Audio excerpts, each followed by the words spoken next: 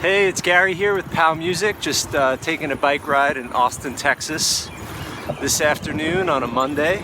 So one thing I want to talk about today is how I overcame 10 years of chronic pain, debilitating pain that completely changed the trajectory of my life and affected my livelihood as a musician, because due to this pain I had to limit the amount of playing I did. I had to change the way I played the guitar. I had to stop painting, which is something that I did. Not a fine artist on canvas, but a residential house painter. That's what my dad has done for a living, and I learned that from him, and it was always a side job, but I had to stop that as well. And it just, I kind of transferred my passion for playing into my passion for teaching. Became a music teacher in a school where my playing was limited, and I was able to maintain. The pain didn't get in the way. So the pain for me started when I was, I guess, around 20. I got in a car accident and hurt my neck. I would get these episodes of neck pain where I could barely move my neck. I would just, I would wake up the wrong way, or I would do something the wrong way, and my neck would just kind of stiffen up, and I wouldn't be able to move it very much for a few days. It would last anywhere from 2 days to sometimes even close to 2 weeks, where I had very limited range of motion in my neck. And then shortly after that, I began experiencing pain in my pinky and my pointer fingers. And I started feeling the pain while I was painting, because that's what I was doing for a living, like spackling and taping cracks in ceilings and stuff. And it wouldn't go away, and I would feel it every day. So I tried to self-medicate, put on like a little finger brace, gave it rest, and it just became this thing in my left hand. I'm a lefty. And shortly thereafter, it became in both hands. So my pointer and pinky finger on both hands. So then I thought, this has got to be some sort of like nerve issue. So what was happening is I had to change the way I was typing. I was a college student at the time, so I had to limit the way I was typing. Typing would bring on the pain. Playing guitar would bring on the pain. Painting. So then I went to a doctor, and they gave me an MRI and said, you have a herniated disc, or slight herniation, but it could be pressing on the nerves in your spinal column, which extend into your fingers. So they were just kind of giving me like a diagnosis to go along with it. They recommended, anti-inflammatory drugs, possible physical therapy, stretching, these kinds of things. So I did that. What's up, man? How's it going? It's somebody I know. I think he's upset that I didn't stop to talk to him, but I'm making this video, maybe on the way back. So the pain was like a throbbing that I would feel throughout the day just from using my fingers. And if I did anything that required applying pressure, it would intensify and get worse until it became like I had limited range in those fingers. So then it was my wrists. So now it was my wrists and both fingers. And same thing would happen to my wrists. I would get like this attack where I had limited strength, limited motion. It was like someone just took all the strength out of my wrist. So I went to the doctor for that. Sure enough, they did like a scan and said the canal in your wrist is extremely narrow. There's no space for the nerve. So all this pain I was experiencing,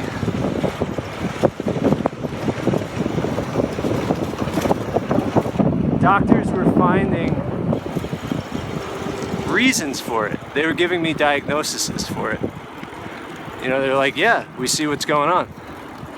So then, that just gave it more power. I was like, well, shit, something's wrong with me. I've got this issue. So I kind of like just took it as like a life sentence. Like, I just hope it doesn't get any worse. The best I could do is manage it, and that's it. But sure enough, it started getting worse. Then it spread to my thumbs. Now I have my wrists, my thumbs, my fingers.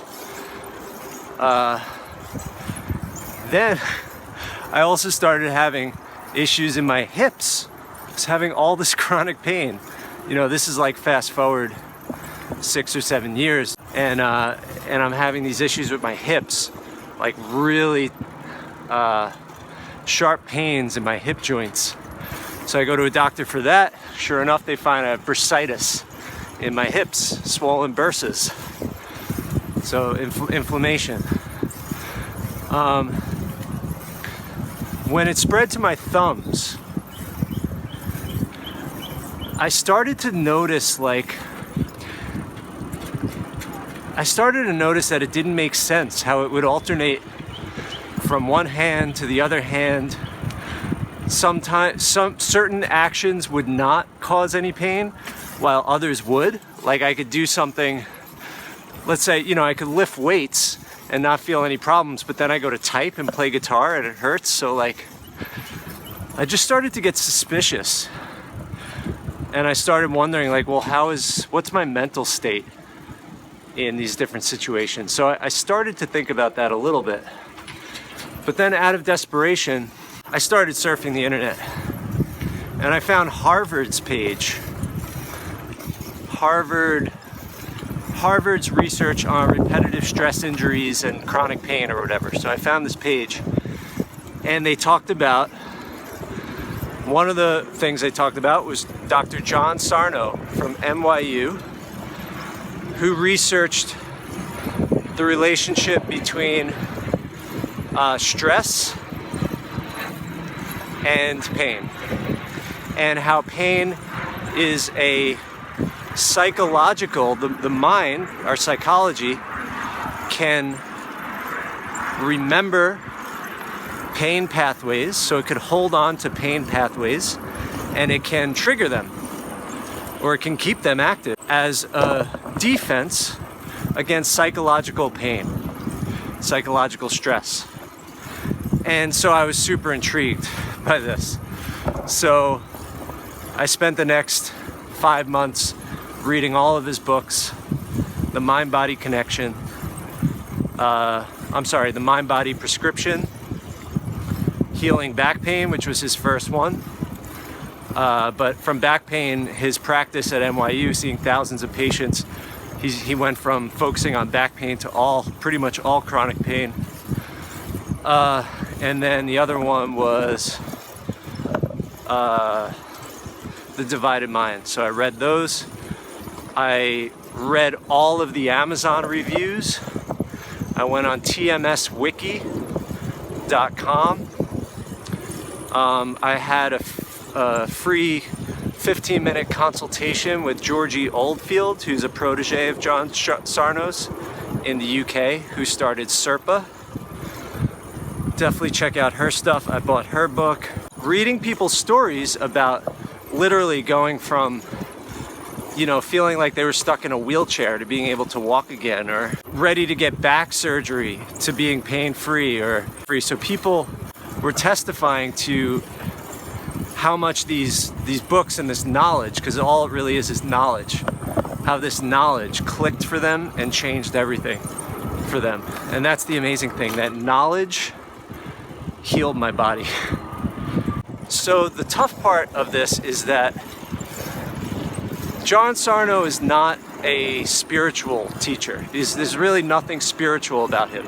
So even though this sounds kind of wooey and new age, he's a doctor. He's more of a scientist-based person. He just saw what was happening, and he wasn't entrenched in the dogmas of his classical medical education. He was just willing to look at what was actually happening and try things and get results. But what he discovered goes against everything that, well, now we're starting to open up to the relationship between our mind and physical reality and our experience of reality and well-being and all that stuff. So now is kind of a time where, for the people watching this now, it might not be as hard for you. So the main gist of his message, or of his research and what he discovered, was that there's certain personality types that are prone to chronic pain. People that are perfectionists, have really tough expectations on themselves. People that are always looking for validation from the outside world. You know, people that are very serious, that, you know, and I would say I am definitely a perfectionist, definitely a very serious person. Not all the time, but enough of the day that it's kind of a default way of being. And just that people that experience a lot of stress. Worry, people that worry, you know, worriers. We all do to a degree, but people find different ways of coping.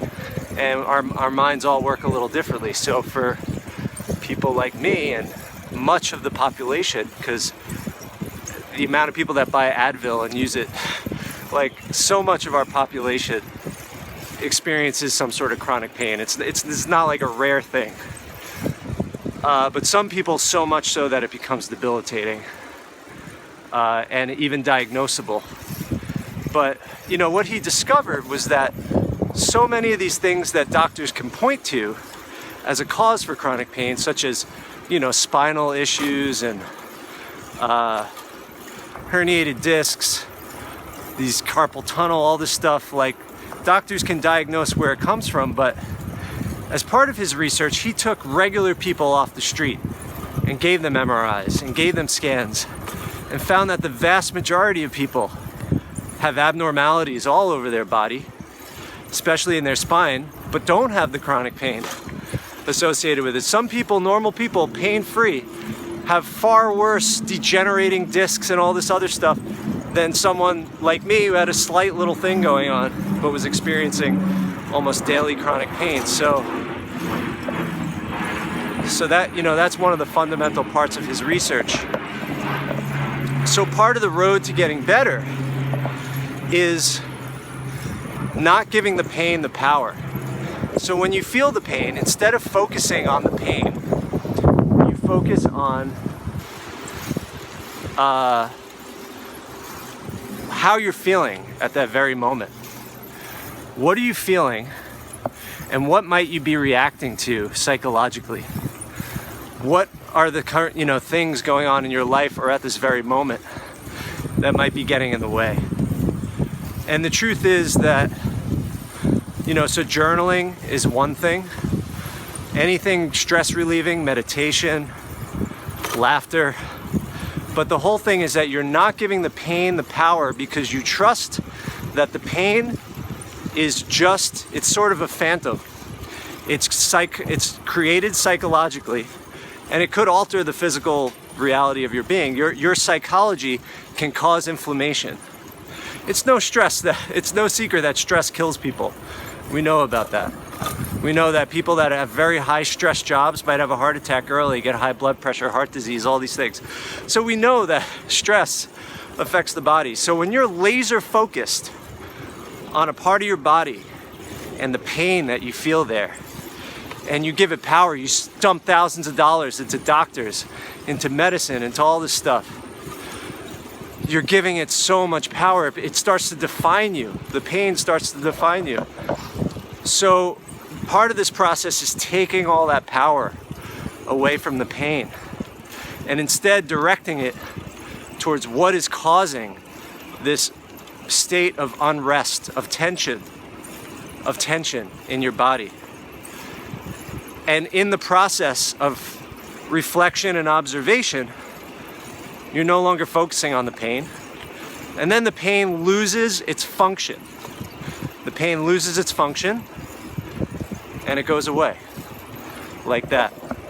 Other methods were, despite the pain, purposefully do the thing that you think you can't do. So I would start, you know, playing guitar with heavier strings, bending notes with my first finger, which I wasn't able to do forever. You know, typing with all my fingers, doing all these things. At one point I had my old company buy me voice dictate software. I found all, you know, I had my students when I was a teacher laugh at me because I was pointing at things with my middle finger. instead of my first finger because I had this chronic pain in that finger. I went to a doctor, a hand specialist, said he has a number of musician clients, and at this point in my life, you know, at that time I said I've had this for eight plus years. He said this is something you're just gonna have to manage for the rest of your life, and it's never gonna go away. That was literally what he told me. That he has a number of clients. The best you can do is manage it, try to change your technique and your approach to the instrument, change the way you use your wrists, all this stuff. So this is what doctors, most of them, believe. So back to what I was saying. So yeah, I would purposefully do the thing I thought I can't do. Shortly after having that chronic hip pain, I ran a half marathon. So my entire relationship to pain has changed. And this isn't to say to be careless or reckless with your body. That's not the message. You know, to not worry about your well-being. That's not the message at all. It's just that so much of our physical discomfort, including chronic pain, is caused by psychological discomfort and tension. And that if we, instead of focus on the symptom and give the symptom all that power, instead find ways to put the focus instead on the psychological process, that the pain will then no longer control our lives and the symptoms will dissipate. And that's what happened. So over the course of 2 years, I literally don't think I've had an Advil in 2 years. I can now play guitar on any guitar all day without a problem. I paint again part-time. I type all day. Wish I didn't have to, but I have no more life limitations. I went from feeling like a flawed, unhealthy person defined by chronic pain conditions to a normal, healthy person. And I'm so thankful that I was able to do this at a relatively young age and not have to, you know, discover this either never and continue my whole life trying to manage chronic pain, or in my older years, you know. So I'm just blessed. It's like a miracle for me. It's a life changer. It changed everything. It made me quit my job, reevaluate my life. It's like start a business. It really changed my life in so many ways that are continuing to unfold. Because a lot of the choices I made over the past 10 years were based on a sense of limitation. And now I don't have that sense anymore. And as a result of what I've gone through with pain, whoa, windy, I have started to apply this to the limitations I feel psychologically and in all aspects of life. You know, a sense of lack, scarcity, inability, the things that we tell ourselves, the stories we tell ourselves, those are psychological limitations, just like pain is a physical limitation. And this all continues to unfold. There's something called the symptom imperative that is very real. And that is, once you realize one aspect of your pain is a phantom, you take the power away from that, other things start to pop up. So after I overcame this chronic pain in my hands and my neck and my wrists and stuff, and the hip, I started developing like weird skin issues and digestive issues, like other things. And you just have to, that's expected, and in John Sarno's research, he saw that over and over again.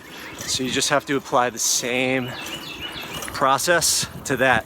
And sure enough, that stuff all came up and went away. But yeah, so I'm just making this video while this stuff is somewhat fresh in my mind, and I feel obligated to share this, because it was videos like this and stories like this that helped, you know, change my life. Seeing this stuff and knowing, wow, this actually is possible. And this person doesn't sound like they're lying. They don't seem to have any agenda, not trying to sell anything. So yeah, it all starts with, what I would really recommend you check out is you want to hear John Sarno. You want to hear it from the horse's mouth. And so he narrated one of his audiobooks, Healing Back Pain. So if you have an RSI, you know, repetitive strain issue that's not in your back, don't worry. Healing back pain, it's the same research, same concepts, same fundamental truths, even though it focuses more on the back as the subject. Buy the audiobook. I guess I am trying to sell you something, but I'm not profiting. Although I should see if they have an affiliate link. Maybe I can profit. Just kidding. Yeah, so Healing Back Pain. You're gonna wanna get that by John Sarno. And the audiobook, because he narrates that one. And then there's also a presentation that he did with some of his clients, and it keeps being removed from the internet. It was on YouTube. I managed to download it when it was available. But if you could find his presentations, awesome. TMSwiki.com. A guy named Forrest, great guy, runs that. I got to meet him because I went to John Sarno's, the premiere of his documentary came out last year about his work. He was in the audience shortly before he died. I was online to shake his hand, but he left and I didn't get to, but it's all right. Check out, there's so much going on in this field, research in this field. Serpa, Georgie Oldfield, I'll put all the links in the description. But if you experience chronic pain, and I met other musicians that deal with this, musicians tend to be, I mean, even though in one sense they're very like laid back maybe in the things, but when it comes to their music, a lot of times they have the same kind of perfectionist, hard attitudes that other people might have in other areas of life. You know, musicians, serious musicians, are people that dedicate their entire life to a craft. They have very high expectations on themselves and stress and tension, and so this is a common thing, and I want everyone to know that it's not normal for the body. The body does not, in its natural state, the body should never be in pain for longer than, you know, a couple weeks at a time. Where, you know, so recently I actually got a bursitis in my shoulder. I thought I tore my rotator cuff. This is the kind of thing for me that would have lasted for years. Within 2 weeks, I felt normal again. It was like magic, because I didn't give it any power. And I didn't blow it out of proportion. And I didn't focus on it, because I knew better from my experience with the hands and the wrists. So, yeah, there is hope out there. And for anyone watching this that is currently dealing with chronic pain of any sort, the back, the hands, the wrist, the neck, digestion issues, skin disorders, this can very well be applicable to you too. So I recommend you check out this stuff and have a new beginning. All right, signing off. Have a great day, everyone. See ya.